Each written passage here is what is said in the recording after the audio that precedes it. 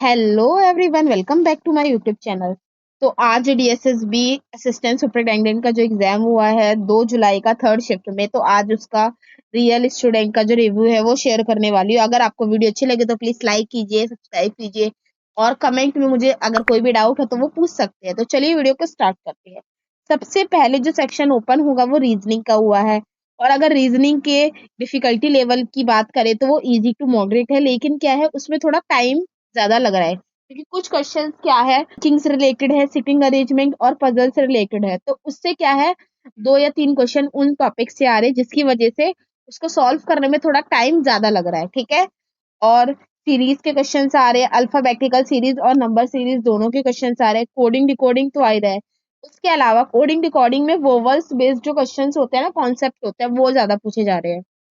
देखो non verbal जो reasoning है उसके अंदर फिगर सीरीज आती है और वाटर इमेज मिरर इमेज के क्वेश्चंस पूछे जा रहे हैं। अब आपके लिए मोस्ट इंपॉर्टेंट है कि क्या हमें नहीं पढ़ के जाना है।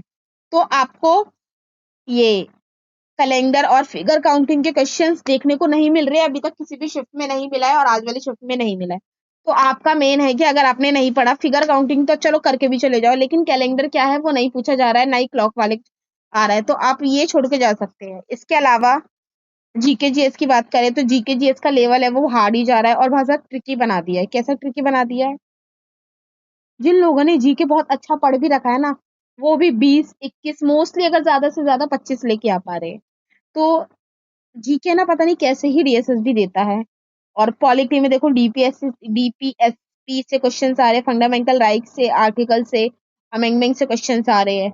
हिस्ट्री में जो मॉडर्न हिस्ट्री का जो वेटेज है वो ज्यादा है, इंग्लिश सिविलाइजेशन और भी मतलब आ रहे क्वेश्चंस, लेकिन जो मॉडर्न हिस्ट्री उससे ज्यादा क्वेश्चंस आ रहे हैं। स्टैटिक जीके से क्वेश्चंस आ रहे हैं, टेम्पल्स के बारे में, स्थापत्य कला उसके बारे में, नृत्य के बारे में, सॉन्ग्स के बारे में, ये सब क्वेश्चंस आ रहे हैं। अब है करंट अफेयर्स का जो इस बार की जो एग्जाम्स है उसमें बहुत ज्यादा रोल हो गया, क्योंकि पहले क्या है करंट अफेयर्स 5 से 6 या 7 से 8 मार्क्स की आती थी, लेकिन अब 10 से 12 मार्क्स की, या कुछ कुछ तो ये बोल रहे हैं कि जो पार्ट बी खुल रहा है ना वो तो पूरा करंट अफेयर्स का ही आ रहा है। तो करंट अफेयर्स का पढ़ते टाइम आपको ये ध्यान रखे जो भी रिवीजन करे वो 2025 पे ज्यादा फोकस करे, क्योंकि मोस्टली क्वेश्चंस क्या है 2025 से ही पूछे जा रहे हैं। और क्वेश्चंस को डायरेक्ट नहीं पूछा जा रहा है, थोड़ा घुमा फिरा के इस टाइप से पूछा जा रहा है कि आप लोग कंफ्यूज हो और मिस्टेक्स करें। अब है मैथ्स का सेक्शन। तो मैथ का जो सेक्शन है वो मॉडरेट आ रहा है, ना ही ज्यादा हार्ड आ रहा है ना ही इजी आ रहा है, क्योंकि वो ज्यादा टाइम कंज्यूमिंग है।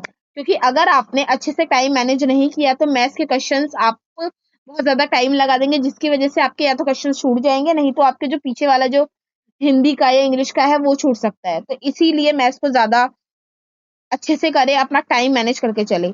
मोस्ट इंपॉर्टेंट जो टॉपिक्स है वो प्रॉफिट एंड लॉस आ रहा है, परसेंटेज आ रहा है, एसआई सीआई से क्वेश्चन आ रहा है, डेटा इंटरप्रिटेशन से बहुत अच्छे क्वेश्चन आते हैं, मतलब इजी होते हैं, लेकिन देखने में आपको लगेगा कि ये इतने बड़ा ग्राफ लगा है, तो ये क्वेश्चन आएंगे।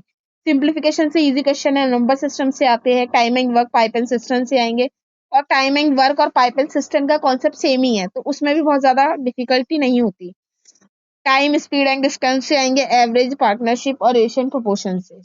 और अगर जिसकी भी मैथ वीक है तो वो सारे टॉपिक्स करने की बजाय आप जो भी पीवाईक्यूज है वो लगाइए, क्योंकि उन्हीं से रिलेटेड क्वेश्चंस पूछे जा रहे हैं। अब देखेंगे हम इंग्लिश। तो इंग्लिश का जो सेक्शन है वो हाई स्कोरिंग रहा है, स्ट्रक्चर बेस्ड रहा है, मतलब कुछ ही टॉपिक्स है जो बार बार रिवाइज हो, मतलब बार बार रिपीट हो रहे हैं, लेकिन इसमें ये है जिसकी ग्रामर के बेसिक्स पे ज्यादा अच्छी पकड़ है, पैसेज पे अच्छी पकड़ है, वो अच्छा स्कोर कर पा रहे हैं।